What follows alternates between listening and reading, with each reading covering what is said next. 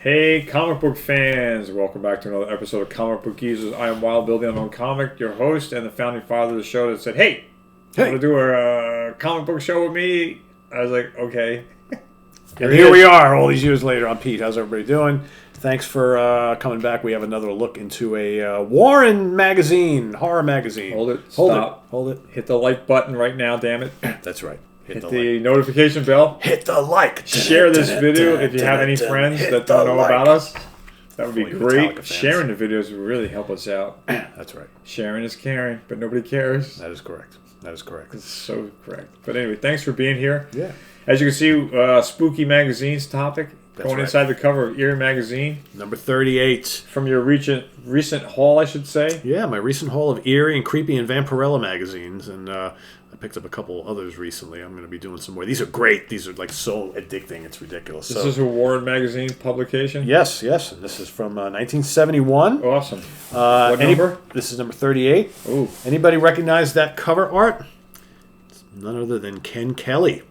Really? Yeah, we did lots of horror covers and comic covers. Also did some album artwork. I thought you were going to say Frank Frazetta. No, it's close, right? Similar type That's of would have feel. been my guess because I don't know anybody. Pretty cool, right?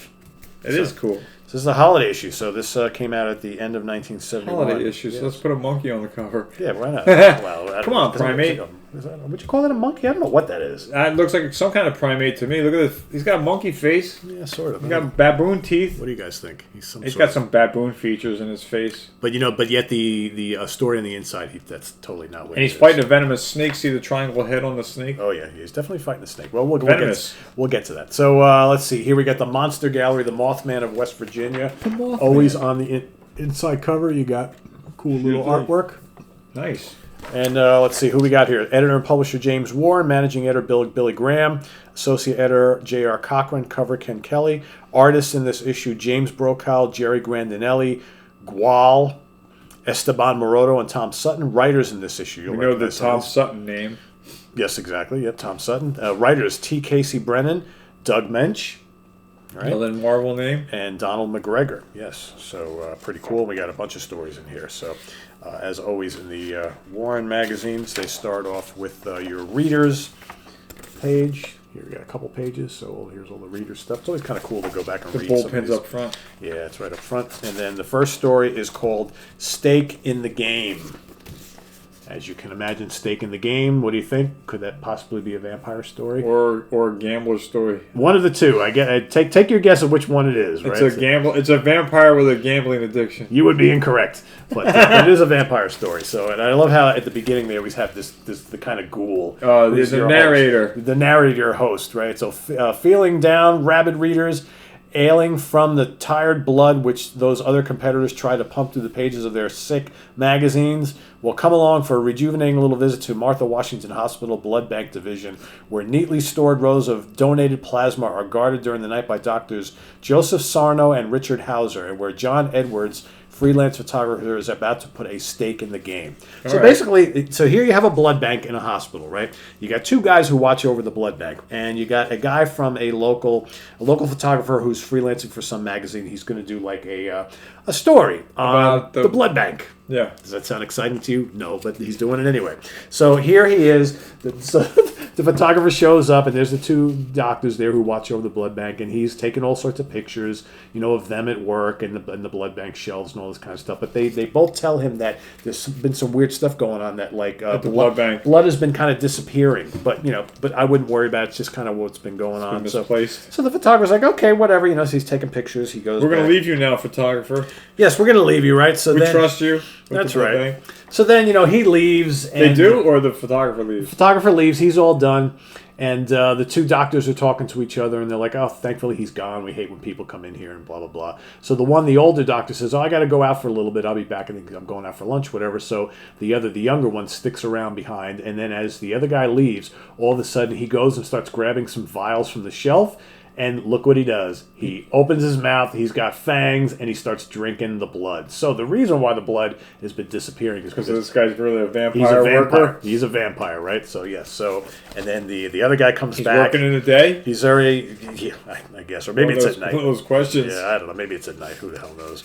So he basically, then he's talking about how, it's like, I can see he goes, haha, the perfect occupation for a vampire. Someday I must write my memoirs. I can see the title now, The Lazy Vampire, or I work the night shift in the blood bank. There's the answer. So he doesn't have to kill anybody. So they work the night shift. So right now he's not killing anybody because he's just kind of drinking it up. Drinking up the profits. Yep. So the other guy comes back. He puts his fangs back in his mouth. He's like, okay, everything good. So now let's go back to the next day. And the photographer is out doing a shoot with a hot young lady, right? And he's kind of talking about his experience the night before at the blood bank, right? So she's like, oh, well, let's go out to dinner. It's 5 o'clock. They're done shooting. He's like, nah, I got to go back. I got to work. I got to develop all the pictures from today and last night. So he goes back to his little studio, and he goes to, expose all of the pictures. He's developing them. Developing the pictures, and he notices something very strange. That the vampire guy doesn't come out on film. Exactly. Really? Exactly. Yeah, exactly. Yep, he goes, what is this? It can't be. I'm certain I got both of the doctors in this shot, and yet only Sarno is in this picture, and that test tube floating in the midair where Hauser should be. It's incredible. Uncanny. Don't you think that vampire guy would have been like, hey, I can't be in these pictures? I said like, hold on. I said the exact same thing. He should know, right? Yeah, he should know. I said the exact same thing. I thought that was kind of strange. Oh, when you were reading When I was reading this, yeah. I didn't hear you say it a few minutes ago, that's why I asked. Exactly. So he's now very suspicious, and then he goes, test tube in midair, no Hauser in the picture, blood missing from the hospital shift. Of course, but it's too fantastic to be true. There's no such thing as a vampire, and yet what other explanation can there be? So he starts thinking of ways that he can kind of trap this guy. He's like, well, I got to go back and I got to tell him that the pictures didn't come out, so I got to retake them. He's going to tell him now? He's going to tell him the pictures didn't come out. Blow up his spot. But he's going to tell him something happened. He's got to retake them, right? Lie to him. But what he's going to do is he says that he goes, only I'll have to destroy him myself if I have to. Yeah, who else is going to do it? Right. And if I remember my old Bela Lugosi flicks correctly, the only things fatal to a vampire are silver bullets, wooden stakes, and sunlight. It's funny how he's up for the task. Just like that, right? I'll do it. Meanwhile, you'd be like, fuck it, I'm never going back there again. Back there. Whatever they want to do, whatever, right? Ain't dealing with Snaggletooth. So meanwhile, he's got in his little arsenal of stuff that he uses to develop films, he's got silver nitrate, which he uses to develop photos. So his idea is he's going to go back there with silver nitrate, put it into one of the vials of blood to get, and hopefully in hopes that the vampire will drink that and kill himself, right? Not going to work. So he goes back and he says, I'm afraid I blew it on a few of the shots last night, bad lighting and all. Would you mind if I reshoot He needs to do some photo retouching. Right. So what does he do? This is ridiculous. So he goes, they're standing right there, and he goes over to where all the vials are and starts spilling the nitrate in there, thinking they're not paying attention. So he's doing his Mickey Finn? But meanwhile, the other vampire is looking right at him. He goes, the meddling fool. He's somehow learned my secret. He's putting some sort of silver compound into the blood. He knows it's silver already. Yeah. So what does he do? So he puts it in there, and then but he doesn't. Takes a couple shots, whatever, and then he gets out of there because he figures whatever he did will do the trick, and the next day the vampire will be dead, right? So he goes. The vampire knows he did something. But the vampire knows he did something. So he goes about his business. He goes and meets up with the hot model again. They go out to dinner. He drops her off at his place, and little does he know that the vampire is following them. Yeah. So that's him peeking through the window. Exactly. So he drops the model off. He goes and leaves. He's got other stuff to do. And then the other doctor, the older guy, is like, he's sitting there at the hospital. He goes, well, where's Dr. Hauser? What's taking him so long? Because he left to go for a little bit and he hasn't come back. So then, of course, there's the vampire in her room. She's taking off her clothes. Here we go. Children, don't watch. Got a little bit of slight nudity there. So she goes into bed. He comes in.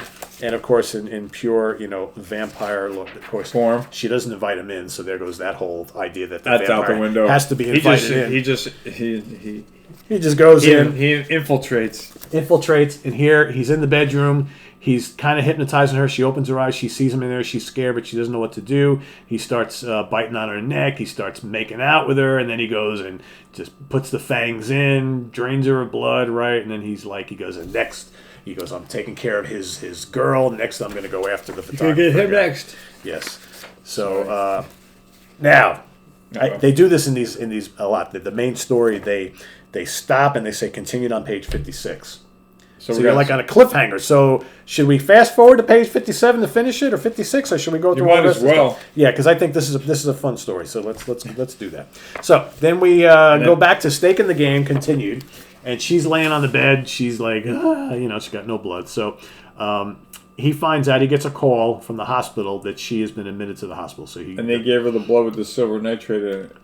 And you are very intelligent, sir. You have to exactly what happens. Yes. So she's doing okay, but they need to give her a transfusion, right? So he's like, okay. He goes, all right, I'll wait here to see if she's okay. And then like 5 minutes, they're like, oh, sir, we need to talk to you. It appears that she has passed away. And he's like, what? From the silver nitrate? From the silver nitrate. Not the vampire bite. No, not the vampire bite. From the silver nitrate, because it's toxic, right? Yeah, no, the vampire bite isn't. Okay. Yeah, exactly. So she's dead. This is far-fetched. This is crazy, right? So then he's like, well, I guess I got to go take care of business on my own. He goes, I guess I got to go deal with him directly. So he goes and he goes to the hospital, and he's already found out that she died. So now he's like, I got to go take care of this himself. Now he's more inspired. He's more inspired. So he's like, but I'm going to go there during the day when I know that he's sleeping. That's what you would think, right? So he goes. These vampire stories change from each. Yeah.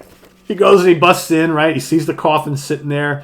He goes, he's got his stake, right? He went and came prepared. He, broke one of the chairs and took out a knife and started So he's using a wooden stake for the chair. But then he opens the casket and it's empty. Oops. Really? Wrong one? Someone is onto him, I think, right?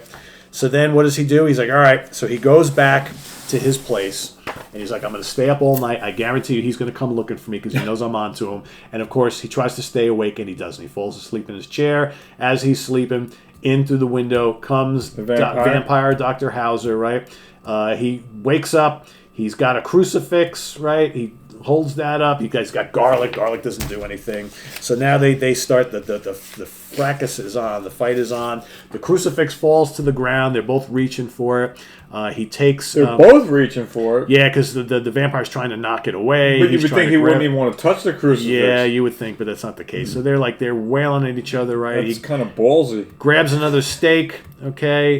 He hits him with it a couple times, and then he gets some other kind of so it was the tripod for his camera falls over, and one of the legs breaks off, so as the vampire lunges for him, he sticks the tripod in him and kills him. So he impales him with the leg of the tripod. Impales him with the leg of the tripod. Which is made of metal. And then here we get to the epilogue. So he's killed the vampire. So here's the epilogue. Feeling only disbelief from the authorities, Edwards returns to Martha's Washington Hospital. He goes to the older doctor. He goes, and that's the whole story, Dr. Sarno. Hauser was a vampire. That explains the loss of blood plasma. And Dr. Sarno says, incredible, absolutely incredible. You've done a remarkable job of detective work, Mr. Edwards. True sleuthing in the honorable newspaper tradition. Still, you haven't quite got all the pieces together. For example, had you been following last night's news reports more closely, you would have discovered that twice the amount of blood was missing. He turns around. He's got the vampire fangs. He goes, good Lord, you too. Yes, me too. After all, you can't spend 10 hours each night with a colleague without being influenced by him. No, and he kills him. So he was a vampire as well. So they were both vampires. But what doesn't make any sense is when he was taking pictures just the day before, that guy showed up. Well, maybe he just got bit the night before. I guess. We have to find out. You should write to these guys. Yeah, it's a little late, though. I know. It's 50 years ago. I know, but that would have been the next letter to write. I know. To them, It's a fun story. What the hell, man? Yeah. The guy was in the photos. Yeah. So you're going to tell me he just got bit? I guess. He had to have been, right? It had to have just happened. They don't explain it, but... It's weak. Anyway, but it's still cool. It's a fun story. It's eerie. Yeah. I'll give you that. So now we're going to go to the cover story, right? So this is... We are? Okay. Yes. Is that page 40 whatever? 16, Carrier the Serpent. So this is, and I don't know if I said the artwork in the other one was by... No, I don't think you did. Doug, story, art by Ghoul. I don't know who Ghoul is. And story by Doug Mensch. Yeah. Yeah. So here's the Carrier the Serpent, art by Jerry Grandinetti, story by Casey Brennan. So this is an interesting story. So this is a story about this, it's back to almost not quite caveman days, but back in medieval times. So here you got this warrior dude who is he's on a quest to go try and find his lost love, right? Yeah. So he's out traveling through the mountains. He runs into these two giant ogres who beat the shit out of him and leave him for dead, right? And then all of a sudden this giant serpent who talks finds him and says, where are you going? And he's like, well, I'm trying to head like the cops. Right, exactly. Where are you going? Where are you going? What difference does it make? Like, give me the ticket. He's like, well, I'm trying to head to the land of blah, blah, blah to find my lost love, but these two just came and beat me up and left me for dead. And he's like, well, I am also traveling that way too, but I am just a serpent, and it will take me forever to get there. How about we travel together? And he's like, you're a serpent. I'm not going to travel with you. And there's all this, the road to there is... serpent racist. Right. How can I be with you? Exactly. You slimy bastard. So the serpent convinces him that with them traveling together and he can put him on his shoulders, everybody's afraid of him, the serpent. So he can go unmolested all the way to the land. He's got a human on his back because he's like a bus now. I guess. He's traveling with humans on his back. So because he's traveling with the serpent, everybody's afraid of the serpent, so he will be unmolested by all these strange people that are out there on his journey. So here they go, they meet up all sorts of people, and then he's like, we're hungry. They see this animal which kind of looks like a unicorn or something like that, and the snake is like, oh, why don't we kill the animal so we can eat? And the guy's like, no, it's a good animal, I don't want to do that. The snake convinces them to do that, so they kill the animal, they do that, whatever. And then, So they feast, and then they continue on. And they run into an old man. Is the snake a constrictor, or does he use a poisonous bite? I don't really know. They don't really say. Now, he doesn't really... So far, he doesn't really bite it. There's like no poisonous bite. But he talks, and he's very conniving. So then they meet up with an old guy who's got some food. He offers them food, but the old guy's like, I don't know if I have enough for 3. I definitely have enough for 2, but I'm willing to share it with you. So basically, the snake convinces the dude to kill the old guy. Yeah. Snake's getting a bad. Actually, no. The snake bites him. Okay, so that is true. So he does have a venomous bite. So the snake launches out, bites the old guy, kills him, and then he's like, "Well, now we can take all the food for ourselves. We don't have to share it with the old guy." And meanwhile, the dude is like, he's horrified. He's like, "You're out of bounds." He's totally horrified, right? So he's like, "All right." So now, little by little, he's like, "Geez, this snake is just absolutely awful, right?" This could be Lucifer in disguise, right? Now, little by little. They go up to he goes up to this. They find a little pool of water, and he goes to wipe his hands up, clean up and stuff. And he notices his face is changing. So the guy notices he's got fangs, and his face is turning into a snake, starting to turn into a serpent. Right. Well, so that's what happens when you hang out with them for too long. Do not fear, Thogar. Perhaps it's only the hot winds of Agarar's sin that cause you to look like this. He's like, no way. So now look. So this is a great panel here. So here you can tell he's starting to look pretty strange. So they're marching on to find the lady. They find his girl, right? He walks in. He tells the snake to stay behind. She sees how horrific he is. What does he do? He gets pissed off because she's like, oh my God, she's getting repulsed. What does he do? He kills her. Well, that's what he should have did. No. And then he goes back to the snake. And he goes, Serpent, I come to join you once again. Serpent brutality here. Kills his own girlfriend because she's freaked out by him. Climb upon my back, Serpent. We will be on our way. You are evil but wise. Tell me then, why have I come to be this way? And then he explains how any time that you make friends with a serpent, he who carries a serpent becomes a serpent. So really? Yeah, I guess. Yeah. Should have known. All right, let's take a look at some back issues here. Wow. And then some movie masks. Pretty cool masks. Like the masks. Yeah, masks are fucking awesome. Let's see, more cool. We get 1971 Comic-Con awards to Frazetta and Archie Goodwin. So that's a pretty interesting article, right? They talk about Comic-Con from 1971. Comics are evil and bad for your young minds. Of course they are. That's a great little cartoon, right? Yeah, that's pretty cool. Add some more information on that. And then we got, this is a very cool... I'm not going to go through all this, but this is a very cool little story called A Stranger in Hell, about a guy who is sent to hell and tries everything in his power to get out of hell, and basically the minions of hell are death. Hold them down. Death are like, not sorry, this is where you're going to stay no matter what you do. Even if you were sent here by mistake, we're going to make sure you stay here with us for always. And this is great artwork. It's got this kind of like hot death chick, right? Scantily clad. Come, stranger, come. Yes, exactly. That's a very cool story. I beckon thee. I mean, look at this. Look at this art.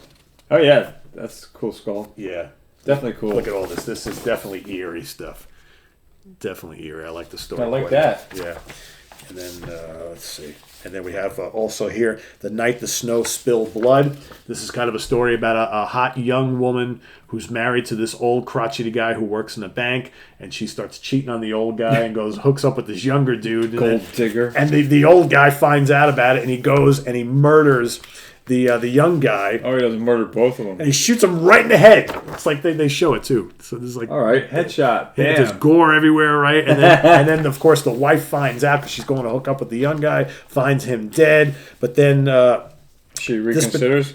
She goes to the cops, right? But then the old guy is so like stricken with what he did, right? He goes, "Oh my God, I killed someone!" So he runs back out into the night. But here's a weird thing: it's in the middle of a snowstorm, and we find out at the end, as he's running through the snow, he's finding like he's got blood all over himself. He's like, "But I shot the guy, and I wasn't anywhere near him. So why do I have all this blood?" He's got blood on his hand. He's got his tracks are red, all this kind of stuff. So fast forward, anyway, he starts losing his mind, right?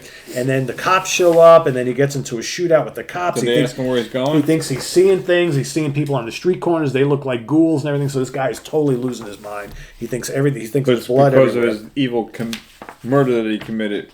Yeah, partly. So they wind up tracking him down, and the cops wind up, shooting him and taking him into custody. But then they talk about how there was a weird occurrence going on in the atmosphere that night, and all the snow that was coming down was had some kind of chemical reaction to something, and all the snow was red. But they knew that they knew that he murdered that guy. He was already taken into custody. Yeah. Oh, but the reason why he freaked out is because he thought that there was blood everywhere and all over him. In actuality, it was just red snow that was being caused by some kind of reaction in the atmosphere. That caused him to freak out. Which is ridiculous, but I mean, still. And that's why he got caught, because he lost his mind? Yeah, exactly. So kind of crazy. And I think that's it. But that's it. I mean, a lot of cool ads. I don't think I could take it anymore. Yeah, these stories are wacky, but they're definitely really cool. I mean, they're just off the wall. I can't get my head around it right now. You got to read it. I mean, it's a vampire too. But you weren't in the photos. But definitely cool, man. Vampirella. You want a Vampirella plastic hobby kit? There you go. Here she is at last. Wow. Only $1.30. Yeah, that's affordable. That's affordable. What a bargain, right? Well, there you have it, gang. Another edition of Eerie magazine from Pete's recent haul. Number 38. That's number 38 from 1970. Yeah, these are very entertaining. Very, very entertaining. And the great thing is you can get a lot of these out in the wild now, and they're not expensive. I mean, you can get a good chunk of the Eerie and the creepies. If you keep saying that, they're all going to disappear, right? The Vampirellas are different. The Vampirellas are pricey, like everything else in this country. But these are good. You can get these, much of the early issues, from the 60s and 70s for like less than $10, and in great condition. I mean, almost every one that I bought has been like in miraculous condition. That's because nobody reads them. I guess they buy them and they put them away. And that's it, right? I don't know. But that's the awesome cover, man. Oh, it's amazing. Yeah, it's amazing. Most of the covers on these are just as always, we'd like you to click the like button. We thank you for your subscriptions. We thank all the newcomers that have recently come to Comic Book Geezers. Thank you for watching. We do have a playlist. Yeah, good amount in the last couple months. Yes, thanks for joining us. We have a playlist. We welcome you to check that out. We've got a lot of material in there.